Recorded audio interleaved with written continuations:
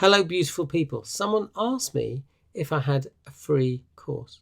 So I decided that every Monday, as far as possible, I'm going to release a new video, which is part of a free health challenge. And my goal is to help you move towards your health goals in a more structured way. I may direct you to other videos and free resources that I've created. I will aim to keep these videos fairly short so they're easy to consume, with an invitation to take some action over the next week. This might include watching other videos that I've created which explore topics in more detail, or doing a bit of home play, not homework. The goal is to make it easy for you to do and not a chore. Okay? So if you're up for watching these videos each week and taking action to the best of your ability within your current limitations, comment "I'm in" below. So if you have ME, CFS, fibromyalgia, long COVID, or related conditions, then something I've talked about before is what I think is the number one thing that is really crucial to understand if you've got a health challenge. And many people don't get this. So what am I talking about? Well, there's two core models of health. One is the medical model. And many people don't realize that they're wedded to the medical model and don't understand the limitations of that model. The second model is a more integrated approach, which embraces the mind-body connection. Research shows that our mind influences our body and our body influences our mind. Now, I talk about this in a video called Reasons for Hope. I'll pop the link below this video. I encourage you to watch it if you'd like to have a better understanding of what might be hindering your recovery. And in the first part, that's what I talk about. In the second part, I talk about the plan and tools I believe people need. So check out that video if that resonates. The key message is that if we're in a state of stress, this makes it more likely that we get diseases that make us sick, and it can hinder our recovery. It's really important to understand that our mind can switch on the stress or fight-flight response. So if you have ME, CFS, fibromyalgia, long COVID, one of the key reasons why people are in a state of stress is because they can't trust their body. Their body is not working in the way they are used to. So doing activities may make them experience more symptoms, and that is the fear that they have.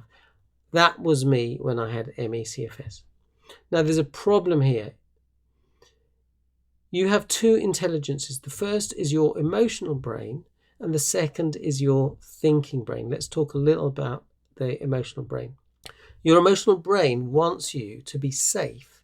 It also wants you to be fulfilled. That creates a bit of a conflict for someone with a health challenge, because obviously people with ME, CFS want to feel safe, and they can end up living a life in which they do feel safe. They're not doing much. They're spending a lot of time in bed or resting, etc. But the problem is they're not feeling fulfilled. And that was me at one point. My body wasn't working, so I was spending a lot of time resting in bed. Actually, I say I was resting. That wasn't quite true. I was lying in bed stressing, because what I actually needed was some help with dealing with the emotions that I was experiencing. The upset of having to stop working, which was a big part of my identity. The upset of being unwell. The upset of people not understanding that this was a real physical condition. So it was very hard for my body to heal when it was in that dysregulated state. So if I had someone to talk to get this stuff off my chest, that would have helped me achieve a state of regulation. If someone was saying, look, I know you're feeling upset, I know it must feel pretty stressful right now, but your body has the capacity to heal, and it will heal. You need to just put a few things in place to support that. Then if someone was guiding me, maybe someone who'd recovered, then that would have reassured me my body would achieve a state of regulation. And in that regulated state, my body had the capacity to do some healing. When appropriate, I needed to be doing things in a way that felt safe, that was going to give me a little bit of fulfillment, even if it was for a short period. So, this week I invite you to consider what is going on emotionally. If you're able to, either write down the things you feel sad, upset, angry, anxious, frustrated, guilty about. There might be other emotions. Or if you're able to, if you've got a trusted person, talk to them about these things. Okay? Then pick just one of these emotions and consider what action you can take. For example, when I was feeling sad and upset about losing my job, which is what happened when I had MECFS, if I was doing this exercise, I might have thought about what I needed right now, which was just to talk to someone about that. I might think of a small thing that I could do to feel useful when I felt ready to do that. One of the things I would do when I was feeling, not great, is I would just send a message to a friend saying, thinking of you. I might send a message to someone who I felt was in a worse position than me.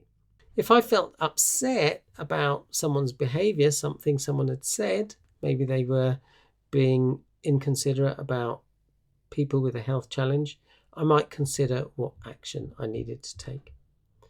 Now, doing this might not magically take away all the upset.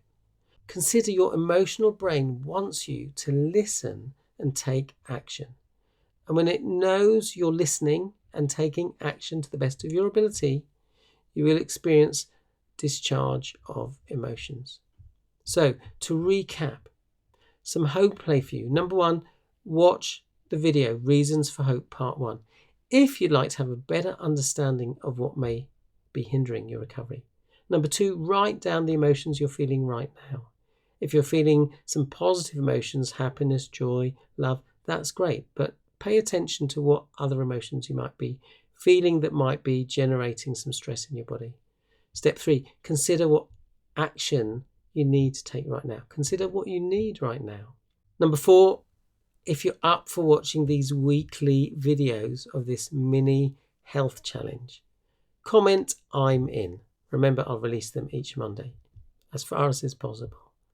Number 5, if you like this video, do share it with one other person. Now, if you do want to go faster and want more help right now, I am going to be starting the new 12-week Building Resilience course soon. If you'd like details, comment the word more below. The course is open to people I haven't worked with and also to people I have worked with. Just to let you know, each Thursday I usually do a live session. This is at 4:30 p.m. British time. So remember that people do fully recover from these conditions. So if it's possible for them, is it possible for you? Consider that if something is not impossible, it's 100% possible. So dare to dream big dreams. Keep going. You've got this. Wishing you great health. Thanks for watching. See you in the next video. Bye for now.